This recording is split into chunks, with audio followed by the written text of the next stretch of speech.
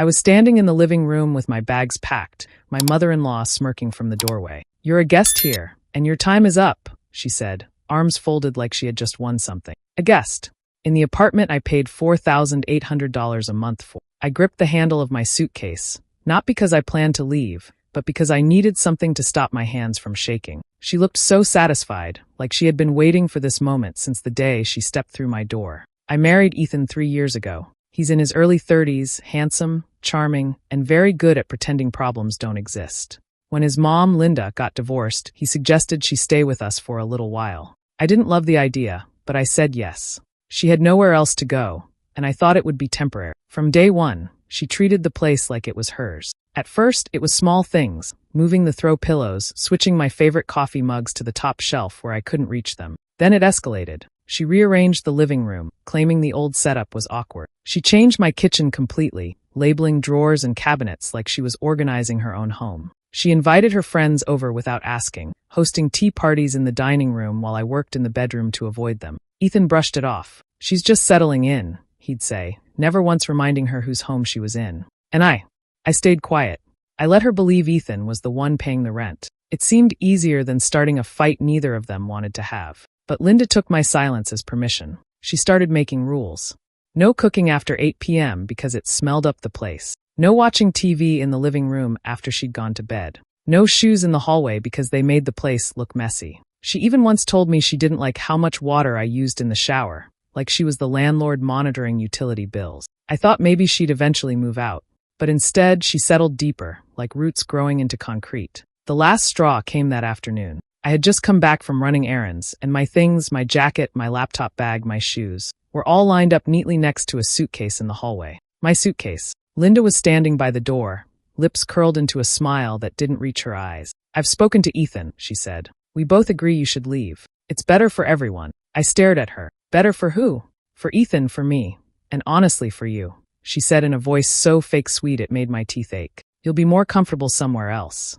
You're just not fitting in here." I wanted to laugh. This woman was kicking me out of my own apartment, the one I had signed the lease for, the one I paid for every single month without her knowing. I didn't laugh. I didn't shout. I just nodded slowly, my mind already racing ahead. "All right," I said, picking up my suitcase handle. "If that's how it is." Her smile widened. She thought she'd won, but she had no idea. Not yet. That moment, her smirk, her confidence, would be the last time she ever felt in control of anything that belonged to me. 6 months before that day, Ethan came home with an idea he thought was perfectly reasonable. He told me his mom had been struggling since the divorce and needed a place to stay, just until she got back on her feet. I hesitated. Having someone else in our space wasn't something I wanted, but I didn't want to look heartless either. I asked how long he thought she'd need. He said a couple of months at most.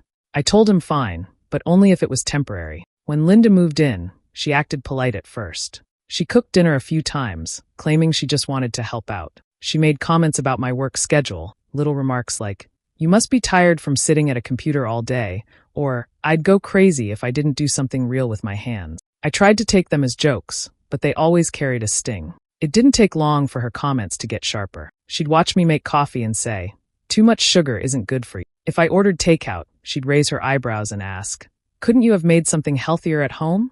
It was never loud or angry, just steady drops of criticism, like water dripping on stone. I thought maybe Ethan would notice, but whenever I brought it up, he brushed it aside. "She's just trying to connect," he'd say. "She means well.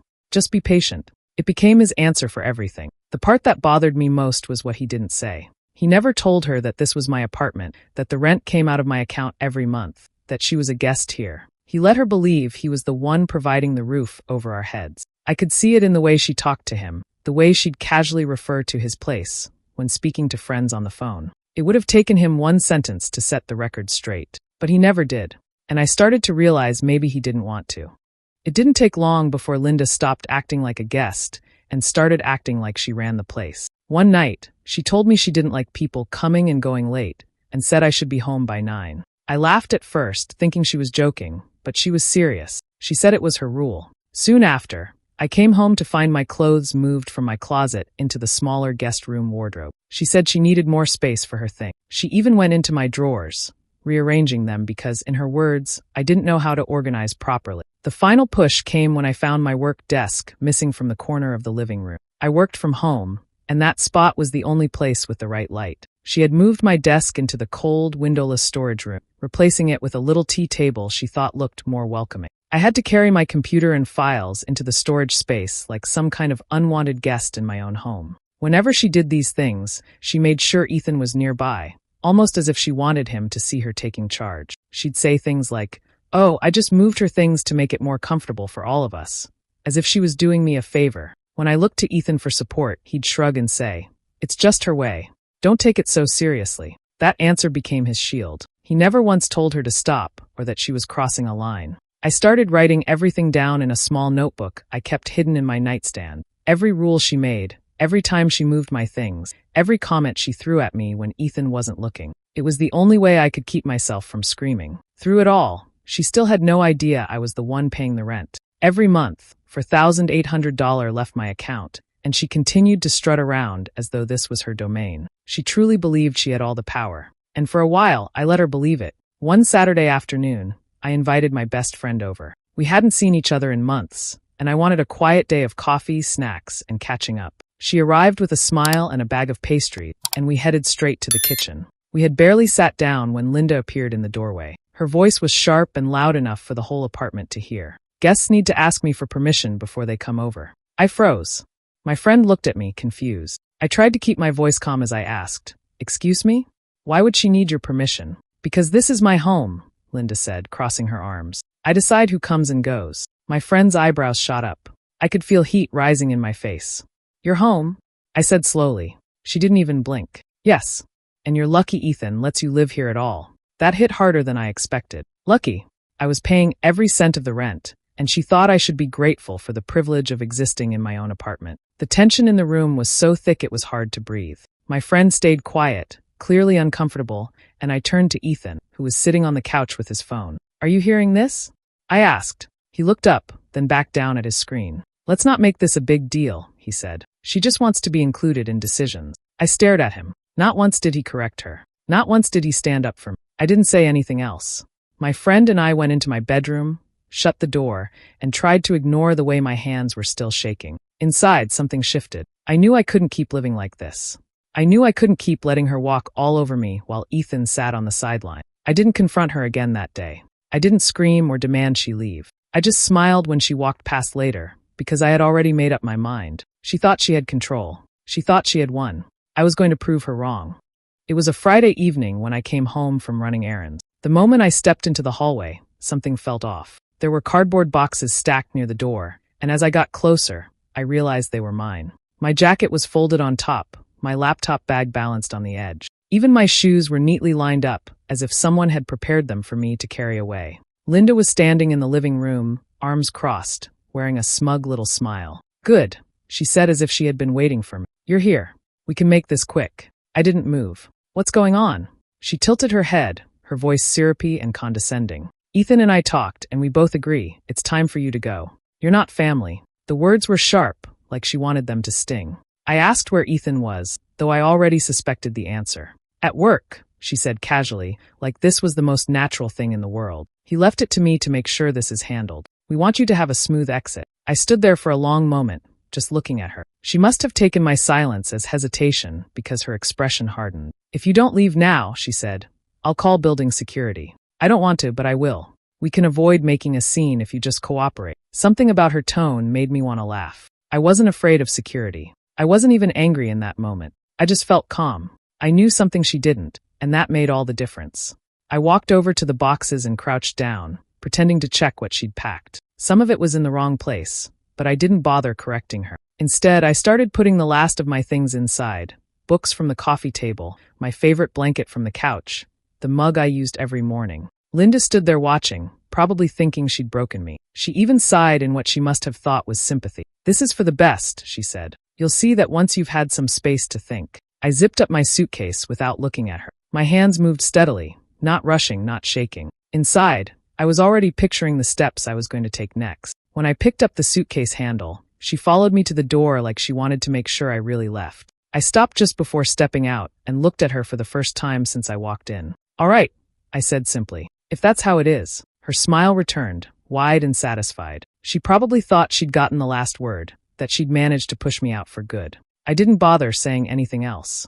I let her think she had won. Then I stepped into the hallway, closed the door behind me, and walked away, leaving her in what she believed was her home. She didn't know that every wall, every floor, every corner of that place had been paid for with my money. She didn't know that her little victory was about to vanish just as quickly as it had come. She'd find out soon enough. I rolled my suitcase out of the building and didn't stop walking until I reached the street corner. I didn't want to risk running into anyone in the lobby who might ask questions. I pulled out my phone, opened a hotel app, and booked the first room I could find nearby. It wasn't fancy, but it was clean, and most importantly, it was far away from Linda. When I got to the hotel, I set my suitcase down and sat on the edge of the bed. I let myself take one deep breath, then I reached for the phone on the nightstand. I dialed the landlord's office number from memory. "Hi," I said when the receptionist picked up. "This is MC's name. I'm calling about my apartment on address."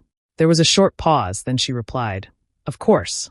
How can we help you?" "I'd like to end my lease early," I said, keeping my tone calm. She asked why, and I gave a vague answer about personal circumstances. Then I added, "I know there's supposed to be notice, but I'm the only one on the lease. Is there a way to end it in 30 days? There was a rustle of papers on her end before she spoke again. "You are the sole leaseholder, yes. If you give written notice today and settle the final month's rent, we can release the unit at the end of that period." Relief washed over me. "Perfect," I said. "I'll email the notice right now." After we hung up, I opened my laptop and typed the shortest, most polite notice I could. No drama, no details, just the facts. I sent it off and waited for the confirmation email. 10 minutes later, it arrived in my inbox. The lease would end in exactly 30 days. The next step was making sure Linda wouldn't see anything that could tip her off. I went to the bank first thing in the morning and withdrew the final month's rent in cash. I walked it straight to the landlord's office and handed it to them in person. The receptionist gave me a receipt, which I folded and tucked into my wallet. No paper trail she could get her hands on. No emails sent to Ethan. No automatic bank withdrawals she might overhear in conversation. As far as Linda was concerned, life would go on as usual, right up until the moment it didn't. With that part handled, I turned my attention to finding a new place. I didn't want anything too big or expensive, but I wanted it to feel like mine. Somewhere no one could rearrange my things or tell me who could visit. I started scrolling through listings late that night. Most of the options were either too far from work or way over budget, but I didn't mind the search. Every photo I clicked felt like a step toward freedom. I bookmarked a handful of apartments and sent out messages to schedule viewings. The next few days passed quietly. From the hotel, I went to work, checked apartment listings, and kept my plans to myself. I didn't call Ethan, and I didn't answer when his name popped up on my phone. I wanted him and his mother to live in their little bubble for just a bit longer. Every now and then, I'd picture Linda walking through the apartment, acting like the queen of a castle that wasn't her. The thought didn't make me angry anymore. It made me almost look forward to the day she'd find out the truth. I wasn't rushing. I had 30 days, and I was going to use every one of them to make sure my exit and her downfall went exactly the way I wanted. 2 weeks later, I knew the timing was perfect. I had already signed the lease on my new apartment and was just waiting for the last week to run out before moving in. I hadn't been back to the old place since the day Linda kicked me out, but that Saturday, I had a reason to go. Some mail had been delivered there instead of to my hotel, and I needed to pick it up. When I walked into the building, I could hear voices even before I reached the door. Laughter, clinking glasses, and the faint smell of something sweet baking drifted into the hallway. I realized Linda was having people over. When I stepped inside, I almost laughed. She had gone all out. The living room was full of people, the coffee table covered in snacks, wine glasses in every hand. And there was Linda, right in the middle, talking to a group like she was the star of the evening. She was dressed up, smiling big, giving a tour of her apartment. I spotted my mail stacked neatly on the console table. I picked it up and was about to leave when one of the guests, a woman in a red dress, smiled at me. "Oh, you must be Linda's daughter-in-law," she asked politely. I smiled back. Something like that. "I just came by to grab my mail." Then, without even glancing at Linda, I added, "Oh, by the way, the lease ends next week, so you might see a moving truck soon." I said it casually, like I was mentioning the weather, but it was loud enough for more than just her to hear. The woman in red looked surprised. The man standing beside her raised his eyebrow. A few people nearby paused mid-conversation. "What do you mean the lease ends next week?" the woman asked. I shrugged, still calm. "Exactly what it sounds like. I ended it. New tenants move in right after." That's when the room shifted. A few guests turned to look at Linda, curiosity all over their faces. The whispering started almost instantly, small at first, then growing louder. I could see people exchanging looks, clearly putting the pieces together. Linda's smile faltered. She tried to laugh, but it came out forced. That's ridiculous, she said. This is Ethan's place. We're not going anywhere. I finally looked directly at her. It's not Ethan's place, I said. It's mine. And the lease was in my name only. I gave my notice 2 weeks ago. Her eyes widened. She opened her mouth like she was going to say something, but nothing came out. The whispers turned into low murmurs, and I knew the gossip would be all over by the time the night ended. I didn't bother explaining further. I just gave her a small smile, tucked my mail under my arm, and walked toward the door. Behind me, I heard one of the guests ask in a hushed voice, "Wait, so she's been paying for this place the whole time?" Someone else muttered, "I guess so," and then more whispering followed. I didn't need to turn around to know what Linda's face looked like in that moment. Confused, embarrassed, and for the first time, completely unsure of what to say. I let myself out, leaving her in a room full of people who had just learned she'd been pretending to own something she never had any claim to. And the best part was, the night was only going to get worse for her. The very next morning, the landlord showed up at the apartment. I knew he would. Our inspection had been scheduled when I gave my notice. I wasn't there to see it, but I could picture the scene perfectly. Linda probably opened the door with that fake smile she used on strangers, thinking the visit was for some routine maintenance. Instead, she would have been told they were there to do a final walkthrough before the new tenants moved in. It must have hit her then. The murmurs from the party weren't gossip or a bluff. It was real. The place she had been parading as her own was about to belong to someone else. It didn't take long before my phone started lighting up. First, it was Ethan's name on the screen, but I let it go to voicemail. A minute later, it rang again. This time it was Linda. I ignored that too.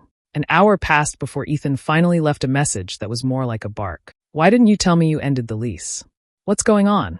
His voice was tight, like he was speaking through gritted teeth. I called him back once I'd finished my coffee. "Ask your mother," I said simply, then hung up. I didn't know him more than that.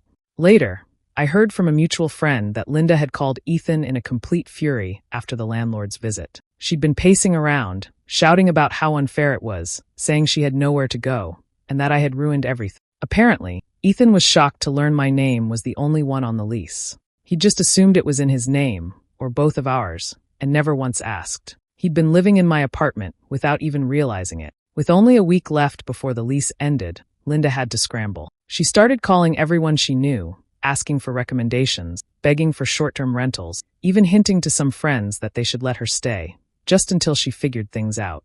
Most of them didn't take her up on it. Her reputation for being controlling wasn't exactly a secret. Meanwhile, I went about my days quietly. I had my new place lined up and my move scheduled. I didn't answer Ethan's texts or Linda's calls. I didn't offer help, and I didn't apologize. This was her problem to solve, and she'd brought it on herself. I imagined her packing her things in a rush, realizing there was no time to be picky about where she'd end up. For someone who had spent months acting like she was queen of the place, being forced out on short notice had to be a hard pill to swallow. By the end of that week, the apartment that had been mine, and mine alone, would be ready for its new tenants.